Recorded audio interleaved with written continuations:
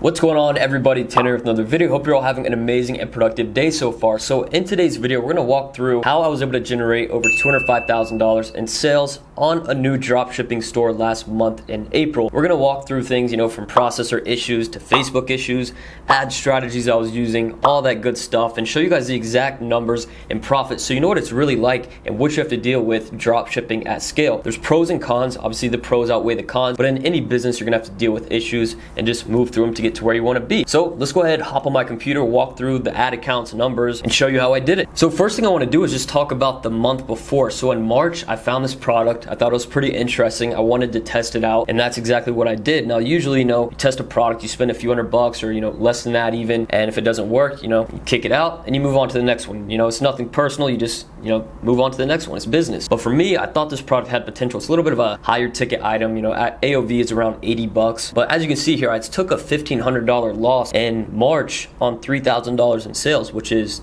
terrible. But I knew that I could make this work and I had a good feeling about it, so I kept pushing it. And what I was pushing with is just testing different ad creatives. So you see here, I spent $2,800 on ads. Let's actually head into the ad account real quick. So you see here in March, a 1.09 ROAS, which is not good at all. You see the conversion value right there. What I was doing is, every few days I was testing new creatives, seeing what works. And by the way, yes, this ad account is disabled. We'll talk about that in a minute. So you see here in April, I did $204,763.46. And this is a store I had just started. And I was actually working with a new processor that I'd never worked with before, giving them a shot. And things were going great, getting payouts every day other than the weekends, obviously. And things were good. I was scaling up super quick. You can see right here, just the beginning of the month, 1,000, 2,000, 3, 4, 5, 6, all the way up to 14K a day. And right here, things were going really good. But what happened was, I believe this was over a weekend, and I went on Monday to check my deposits because they would pay you for Friday, Saturday, and Sunday sales, which would be, 30-something thousand, 40, I don't remember the exact number, but I check it,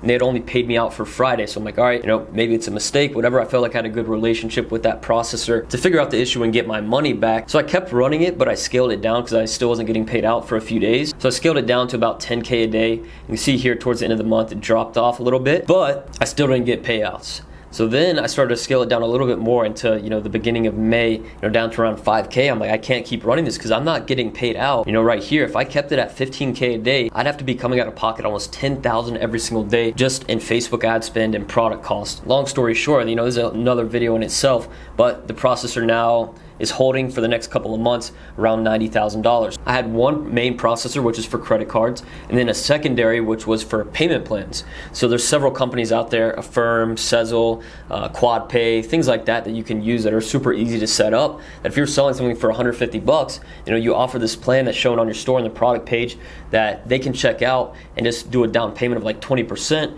then pay over the next several weeks. And the way it works is, let's say a customer buys through there, the company I was using, they took a percentage of 8% per order. So they take 8% because they're taking that upfront risk of, is this person gonna keep paying or are they gonna stop? And I was probably getting about 30% of my sales going through there and everything was good, but it affects the margin with that 8% being taken. And I ended up actually taking that processor off towards the end of the month because I wanted to see how it would do with just a credit card processor, and it's worked, completely fine, and I'm making more money with it that way. But now let's hop into the ads manager and actually walk through sort of what I did with the ads and where I brought it to and the ROAS, and then we'll talk about the profits and all that good stuff. So we'll go here, we'll choose last month, and yes, this ad account is disabled, so you're always gonna have Facebook ad issues, and this is actually a verified business manager and I wasn't able to get it back. Just a quick 1-minute tip that'll help a lot of you guys out for you guys at scale. When you're running ads like this and you're spending $5,000 a day, whatever it is, you're bound to have issues with Facebook. It gets disabled, business manager gets restricted,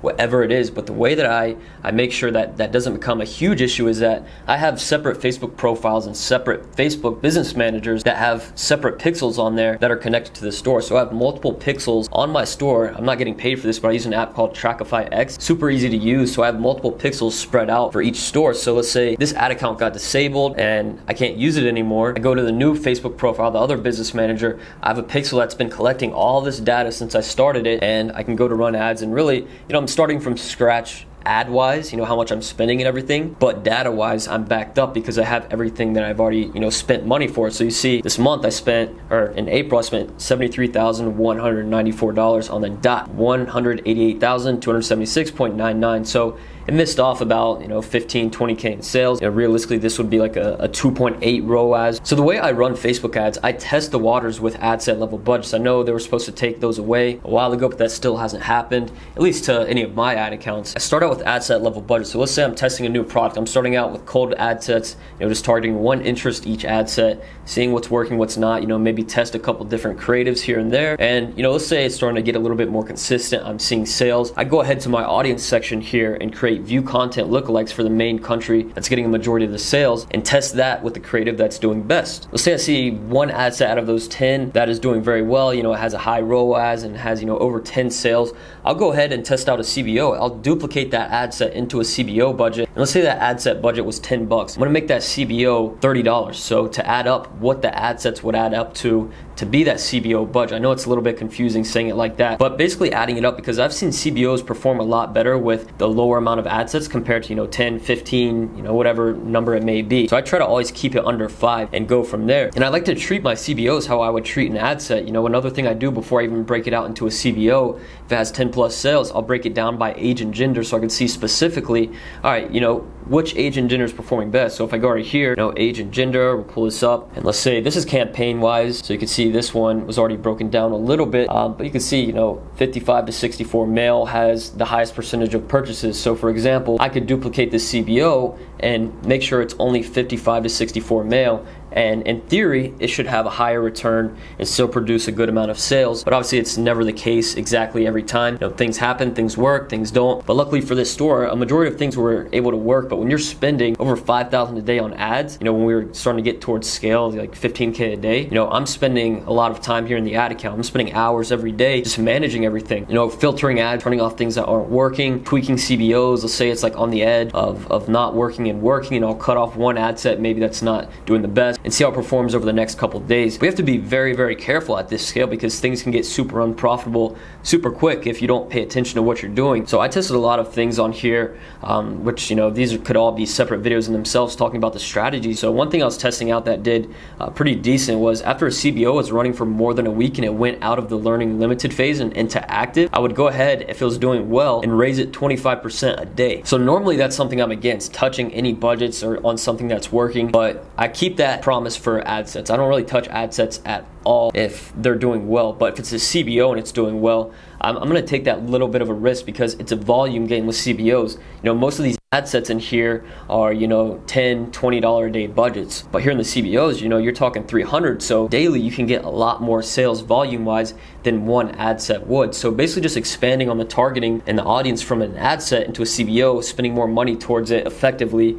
so you can bring in more sales. The main thing I was focusing on here in this ad account was just maintaining a profitable ROAS and continuing to scale the ads, and that's exactly what I did. And once we had those issues, I was turning off some things that were not as profitable as most things. It was hard to turn off campaigns that were profitable. It was very hard, but when you're not getting paid out at all, and I didn't have a backup processor ready for that store yet, so you have to apply. It takes several days. Sometimes if it's a new processor I'm working with, it's going to take over a week to get set up, and then you have to make sure you have your limit set and all that. So what really happened when it came down to it, they told me that my limit for the month was 40,000 in sales. So when I processed 160, 150,000 through them, that was a red flag. They called me, said, hey, we're going to hold your money for 3 months. So now from this store and just this month itself, I have 86,000 in hold with that processor and about 14 with PayPal. So 100,000 on the dot, which sucks because all the profits and everything is now gone and I'm out of pocket to cover what happened here with this store. But I got a new processor approved, and a lot of people ask me about processors. Which processor do you use, this and that?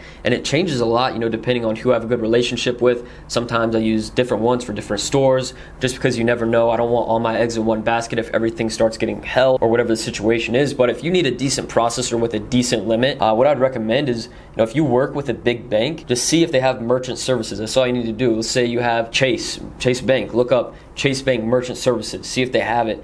Some banks do, some don't, but it's mostly for the bigger banks. That's an easy way to do it. That's what I've done before, and most of the time they work pretty decent as long as you work within the requirements. As the time continues with this store, I'm going to brand it out a little bit more. I'm going to put some money up front to get inventory and have it shipped out within the United States because, believe it or not, this was all United States. Once I'm able to expand into worldwide, I think I'll be able to do crazy numbers with this and push it to $1 million a month brand for sure. But let's go ahead and hop into the numbers and see what kind of profit we're actually talking about here. All right, so we'll go ahead and uncover this. And one thing that did affect my margin a lot, I would say, during this time of starting this product was the product cost. So you can see it's almost 50% of the revenue was just in product cost. Now, a lot of that was because of everything going on right now. In theory, you think, all right, the more I'm shipping out, the lower the cost is going to be. But it kept going opposite. Every week, costs were just going up and up and up and up and up. Things were getting more and more expensive. So that's another reason for why I'm going to put up money for inventory, because that way I will be able to save some money and shipping will be cheaper and it'll be only 2 to 3 days. So it won't have processor issues. Can run through PayPal, do a lot of different things here. When you have inventory actually based in the location where things are getting shipped out and tracked properly. Almost $9,000 in processing fees just last month, which is a decent amount. So they're making some money off me for sure. Now let's talk about the profit. Okay, out of that 204,000, we had a profit of $37,406.26, which leaves us with a margin of 18.26. Most of the time, I'm aiming for a higher margin. 30 to 40% is like optimal. That's when I want to scale and really keep things going, because 20% is not the best. And I think if I wasn't using that processor the whole time that takes 8%, the margin would be like low 20s, which is better. That would make me more money for sure. But that's in the past. I was already testing out with that and I think it was good. And I think it makes a lot more sense with a higher ticket product where you have a lot more margin, because let's say if I'm selling something for 150 and it costs me 20 to 30, then it's fine, right? You take 8%, I'm still making decent amount of profit. But for this, selling it for like 70 bucks, 75, and it's costing me, 35, 40. So you have to keep that cost per purchase so low just to,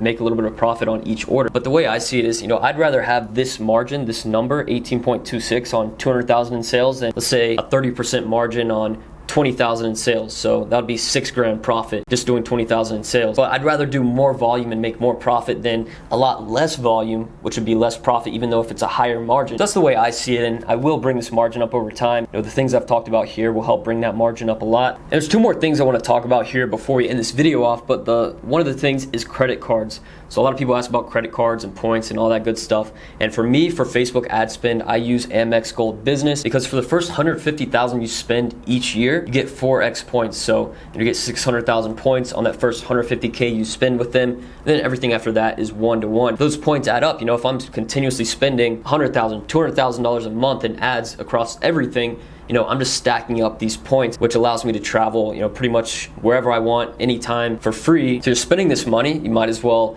get some more use out of it than just taking it out of a debit card and not getting anything else out of it. And there's one more thing I want to talk about in today's video, which I've been working on somewhat behind the scenes. I haven't talked about anywhere on my Instagram or on YouTube yet. So I figured those of you that are watching the end of this video will be a good group of people to let know about this, which is an agency structure where we have ad buyers that actually run ads for you. So it's ad management, but also product testing for you, the product research, the product testing, everything. And let's say one thing starts to work, which we have a pretty good success rate right now. We've done like a beta test of about 10 people, and so far 4 out of those 10 have found winners. So I want to get more people in there eventually. I'm just sort of building the structure right now, and I think the infrastructure is almost ready to take in more people. So I'm going to make a wait list. There'll be a link in the description. You can check out more information and just see if it makes sense for you, because once we find something that works, those 4 people out of the 10 that have found a product that has worked now, well, they didn't find them, we found them. Now our ad buyers are running those ads, scaling it up. That's exactly what you could be doing, where you're just making money off of this without actually doing anything. So it's completely automated, other than the fact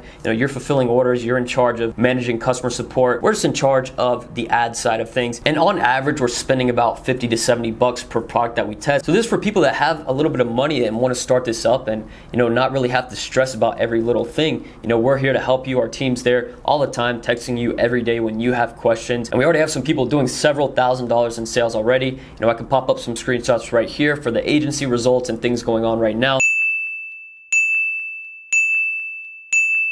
So if you're interested, go ahead and join that wait list. There'll be a link in the description below, and we'll get you on that wait list and let you know once we're ready to roll. I appreciate all you guys watching. Thank you for the support. If you have any other questions, leave them in the comments below. I'll see you guys later. Peace.